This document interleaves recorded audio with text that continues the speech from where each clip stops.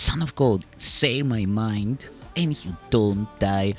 This is the season 3, the episode 441 in the series How to Manifest Immortality.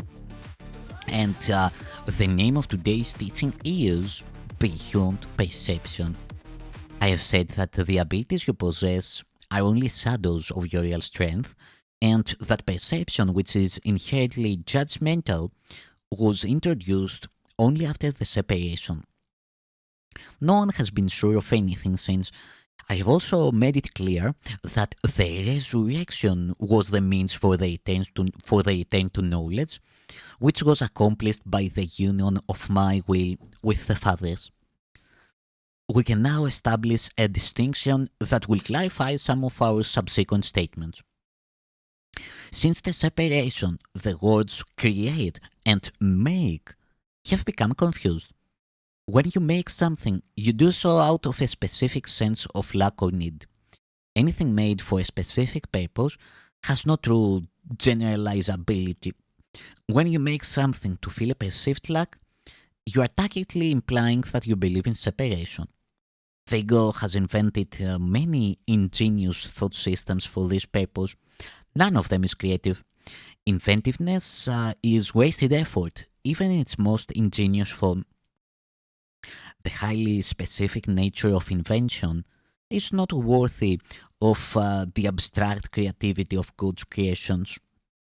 Knowing, as we have already observed, does not lead to doing. The confusion between your real creation and what you have made of yourself is so profound that it has become literally impossible for you to know anything.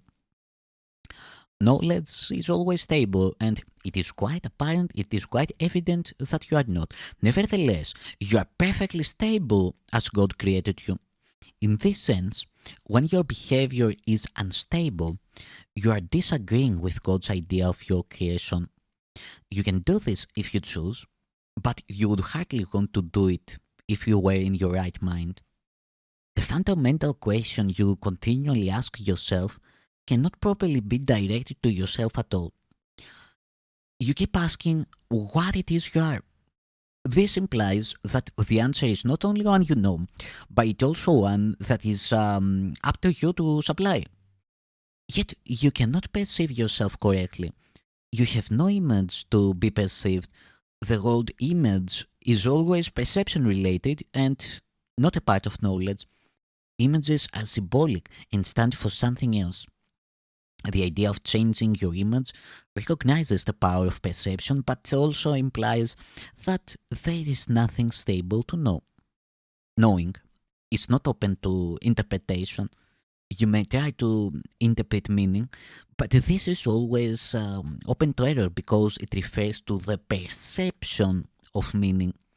Such incongruities are the result of attempts to regard yourself as separated and unseparated at the same time. It is impossible to make so fundamental a confusion without increasing your overall confusion still further. Your mind may have become very ingenious, but as always happens when method and content are separated, it is utilized in a futile attempt to escape from an inescapable impasse. Ingenuity is totally divorced from knowledge because knowledge does not require ingenuity. Ingenious thinking is not the truth that shall set you free, but you are free of the need to engage in it when you are willing to let it go. Prayer is a way of asking for something. It is the medium of miracles. But the only meaningful prayer is for forgiveness because those who have been forgiven have everything. Once forgiveness has been accepted, prayer in the usual sense becomes utterly meaningless. The prayer for forgiveness is nothing more than a request that you may be able to recognize what you already have. In electing perception instead of knowledge, you place yourself in a position where you could resemble your Father only by perceiving miraculously. You have lost the knowledge that you yourself are a miracle of God. Creation is your source and your only real function. The statement, God created man in his own image and likeness, needs reinterpretation. Image can be understood as thought, and likeness of a like quality, as of a like quality. God did create spirit in his own thought and of a quality like to his own. There is nothing else. Perception, on the other hand, is impossible without a belief in more and less. At every level, it involves selectivity. Perception is a continual process of accepting and rejecting, organizing and reorganizing, shifting and changing. Evaluation is an essential part of perception because judgments are necessary in order to select.